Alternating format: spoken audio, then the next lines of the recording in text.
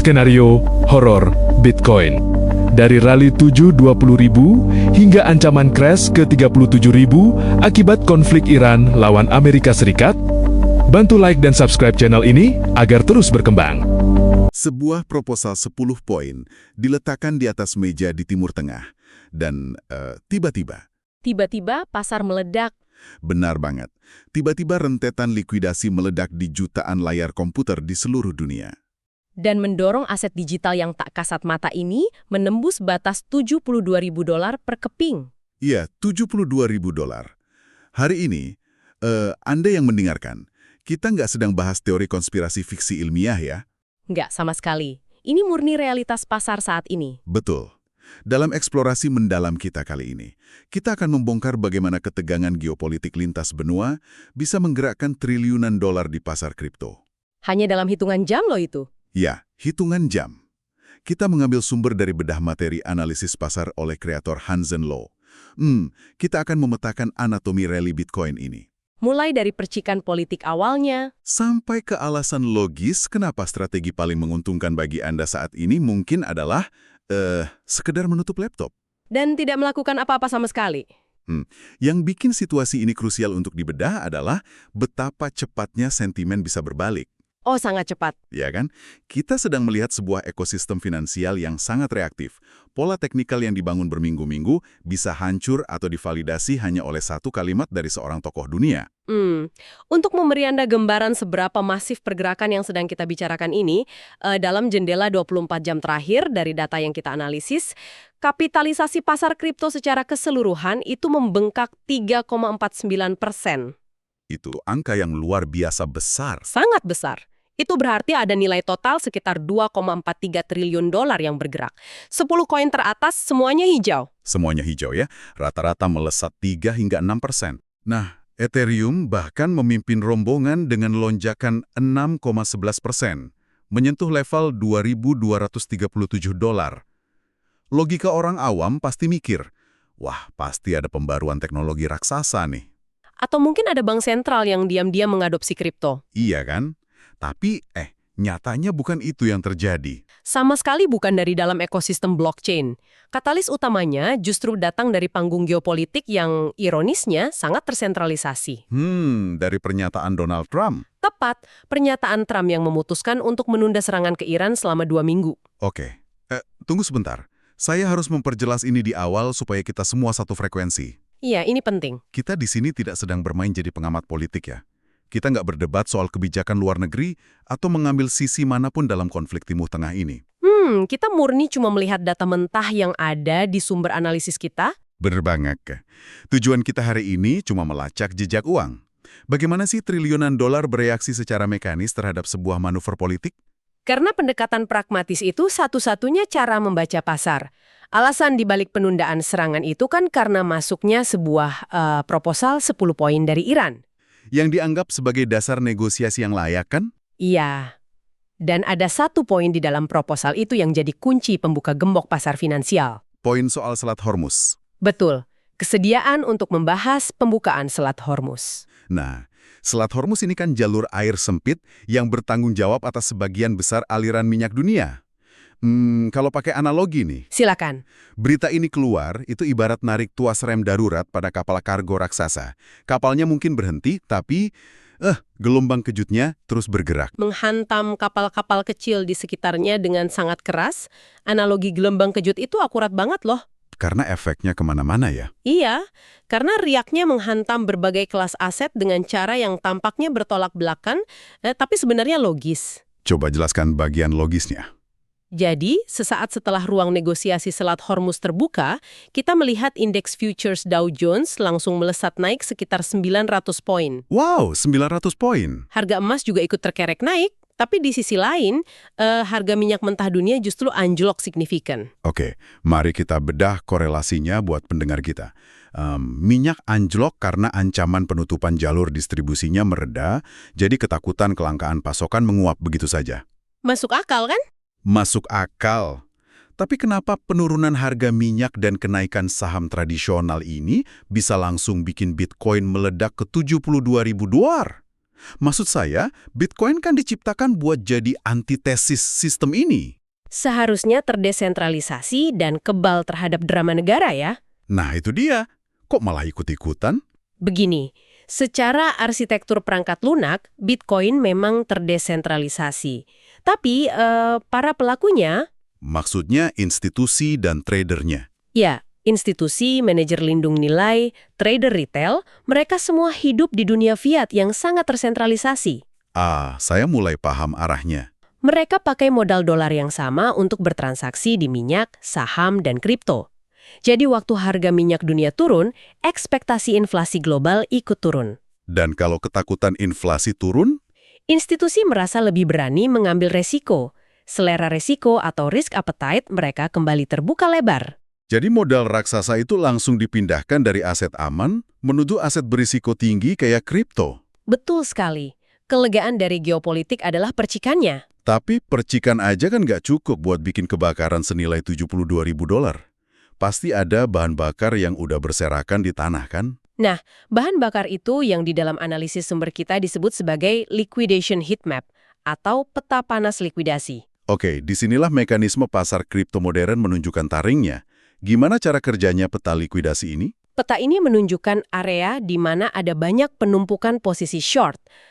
Para trader yang minjam aset dan bertaruh harga Bitcoin bakal turun. Dan mereka pasti naruh batas kerugian atau stop loss di atas harga pasar. Tepat. Masalahnya, ketika percikan berita geopolitik tadi dorong harga naik sedikit aja, menyentuh klaster stop loss, Itu? algoritma bursa langsung otomatis melikuidasi posisi mereka. Oh, wow. Pembelian paksa ini yang menciptakan gelombang permintaan artifisial yang instan.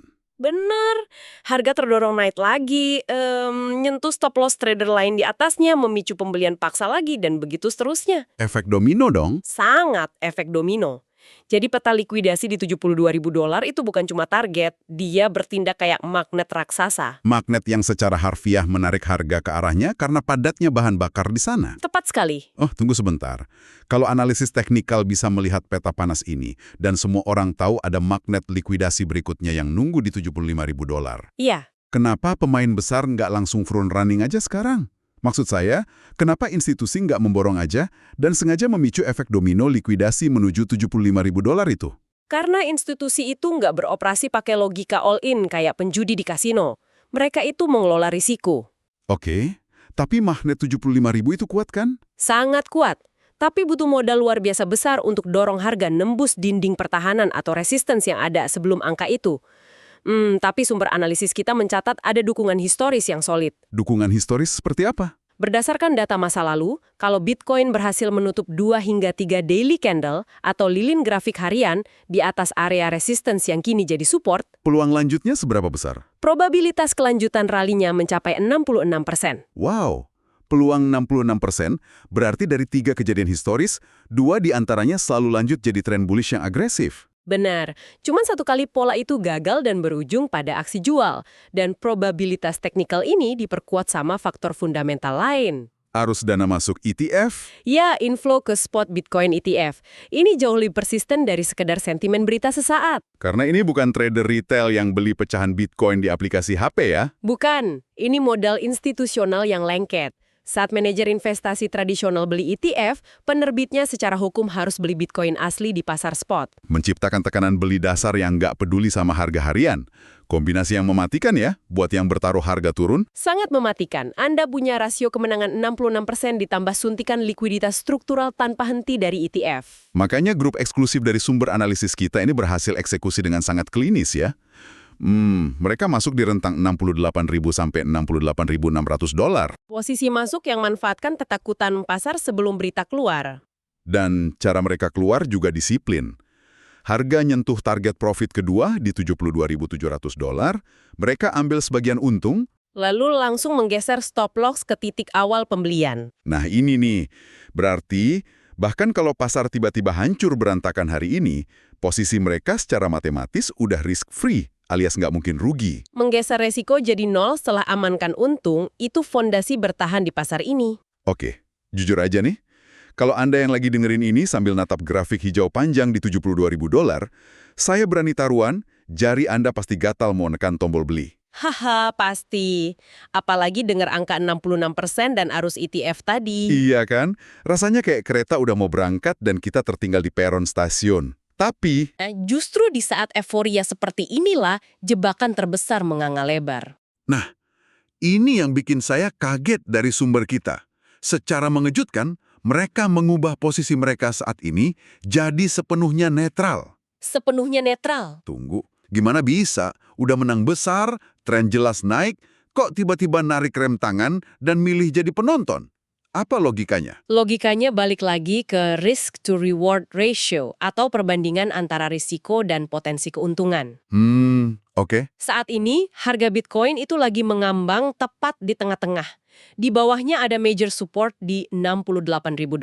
Dan di atasnya ada major resistance sebelum level psikologis berikutnya. Tepat, dalam leksikon trading, wilayah tengah ini disebut no man's land alias daerah tak bertuan. Daerah tak bertuan.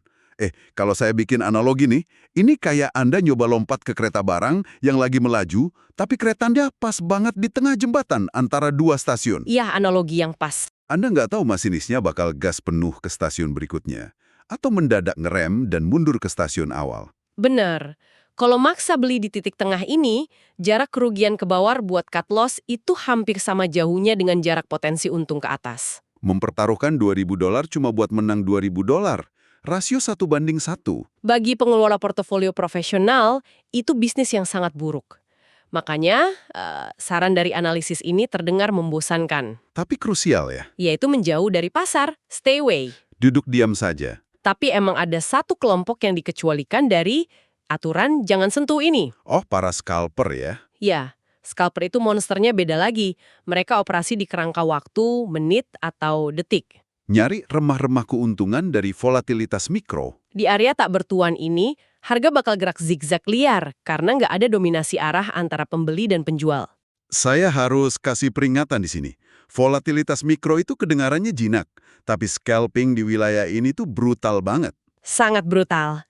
Harus eksekusi sebelum otak sadar selesai mikir. Kalau salah masuk dan harga berbalik, nggak ada waktu buat berharap. Harus potong kerugian detik itu juga tanpa emosi. Makanya buat 99% pendengar kita yang merupakan investor jangka panjang atau swing trader, maksa masuk di sini cuma akan ngikis modal pelan-pelan. Psikologi pasar tuh sering dipuk kita ya. Bikin kita ngerasa kalau nggak punya posisi berarti ketinggalan kereta. Padahal menahan diri di luar pasar itu adalah sebuah posisi tersendiri loh, posisi pelestarian modal. Menjaga kejernihan pikiran sambil nunggu pola yang jelas terbentuk. Nah, sambil kita nunggu di pinggir lapangan nih, kita kan nggak cuma matikan layar. Ya, kita harus mengamati bahasa isyarat dari pasar. Sumber analisis kita menyoroti dua skenario teknikal di masa depan. Mari kita mulai dengan skenario cuaca buruknya dulu. Skenario bearish. Dari sisi bearish, yang paling ditakuti itu munculnya pola double top dengan manuver sapuan likuiditas. Gimana bentuknya itu di grafik? Bayangkan harga nyoba lagi nembus titik tertinggi sebelumnya, menyapu bersih stop loss milik para penjual di sana. Tapi, kehabisan tenaga. Gagal bikin titik tertinggi baru ya? Betul. Kalau setelah itu harga dibanting turun, ngebentuk bendera menurun atau bear flag, itu konfirmasi pelemahan. Kalau cuaca buruk itu beneran kejadian, seberapa dalam jaring pengaman kita di bawah? Penurunan itu bisa dengan mudah membawa harga nguji area $70.000 sebagai minor support. Dan kalau 70.000 jebol? Kita bakal lihat harga merosot ke fondasi yang lebih dalam di $68.000, tempat grup tadi beli pertama kali. Oke, itu kalau buruk. Sekarang, skenario langit cerahnya gimana? Apa yang harus terbentuk buat validasi legakan ke atas? Pola kelanjutan bullish. Setelah rally masif kan pasar butuh bernapas. Kalau harga nggak turun tajam tapi malah gerak mendatar, menyempit bentuk segitiga simetris, itu tandanya pasar lagi mencerna keuntungan tanpa panik. Energinya lagi dikompresi ya? Tepat. Kalau kompresi itu pecah nembus garis atas, peluang terbuka lebar buat dorongan agresif menuju 74.000 hingga $76.000. Masalahnya, pasar kita ini nggak operasi di ruang hampa kedap suara. Ada faktor eksternal di luar garis tren yang bisa memporak-porandakan skenario apapun. Ya, selain drama balasan Iran dan Trump, dari notifikasi berita, sumber kita juga bunyikan alarm soal awan gelap ketidakpastian makroekonomi minggu ini. Kita ngomongin data PDB Amerika Serikat dan rilis angka CPI. Sentralnya Amerika ya. Betul. Saat inflasi jadi lengket, CPI ini pembawa berita buruknya. Pasar benci ketidakpastian ini karena mendikte murah atau mahalnya uang ke depan. Coba kita perjelas mekanismenya buat pendengar. Katakanlah di grafik Bitcoin, lagi ada pola segitiga simetris yang indah banget, siap meledak ke atas. Oke. Lalu rilis data CPI keluar dan meleset. Inflasi jauh lebih tinggi dari perkiraan. Apa yang terjadi di balik layar dalam sepersekian detik? Kehancuran algoritma. Algoritma institusional HFT itu nggak butuh waktu buat baca judul berita. Dalam hitungan mikrodetik ya? Iya, mereka deteksi inflasi masih panas, konklusinya instan, bank sentral nggak berani turunin suku bunga. Likuiditas tetap ketat. Begitu kalkulasi selesai, Algoritma langsung eksekusi aksi jual massal pada futures dan aset berisiko. Pola segitiga simetris yang cantik tadi bakal terkoyak dinding jual merah raksasa. mengabaikan semua support teknikal yang ada. Wah, realitas makroekonomi nggak peduli secantik apa garis yang Anda gambar di grafik. Fundamental kejutan selalu ngambil alih setir dari teknikal. Inilah alasan kenapa beralih ke mode netral sekarang adalah langkah paling rasional. Sangat rasional. Anda nggak mau uang Anda ada di tengah jalan saat dua lokomotif raksasa berpotensi tabrakan. Lokomotif grafik teknikal dan data makroekonomi ya. Jadi kalau kita rajut seluruh eksplorasi kita hari ini, Dari proposal 10 poin Selat Hormuz tadi ya, benar. Kita melacak kupu-kupu geopolitik yang memadamkan ketakutan pasar tradisional dan paradoksnya memicu magnet likuidasi Bitcoin di $72.000. dan kita melihat institusi masuk lewat ETF yang memperkuat probabilitas historis grafiknya. Tapi alih-alih dibutakan euforia, kita belajar nilai dari menjaga jarak, memahami area tak bertuan. Dan sadar kalau di bawah bayang-bayang data inflasi, jadi penonton sementara itu adalah strategi manajemen risiko yang nggak ternilai harganya. Menjadi pembelajar yang well-informed, itu nggak berarti Anda harus bereaksi terhadap setiap data. Memiliki pemahaman mendalam justru berarti tahu persis kapan untuk tidak menekan tombol apapun. Menghindari kerugian yang sia-sia itu kan fondasi menciptakan kekayaan jangka panjang. Kesabaran Anda, di tengah pasar yang terobsesi dengan kecepatan, adalah senjata paling mematikan. Eksplorasi kita ke lapisan data dan psikologi ini selalu bawa perspektif baru ya. Pastinya. Namun, sebelum Anda kembali ke rutinitas, kami ingin meninggalkan satu pertanyaan mendalam untuk Anda renungkan sendiri. Jauh di luar analisis teknikal hari ini, Jika nilai sebuah mata uang kripto yang esensinya diciptakan untuk jadi sistem terdesentralisasi dan bebas kendali pemerintah, ternyata masih sangat sensitif ya. betul, ternyata bisa melesat liar cuma karena draft proposal politik di Timur Tengah atau pernyataan satu tokoh Amerika. Lalu di dunia yang terhubung secara hiperfinansial ini, mungkinkah konsep desentralisasi murni itu sebenarnya hanyalah sebuah ilusi yang diciptakan oleh mereka yang memegang modal sentral? Teruslah mengamati dan teruslah mempertanyakan segalanya. Sampai jumpa di eksplorasi kita selanjutnya. Jangan lupa like, subscribe, dan komentar. Ayo diskusi.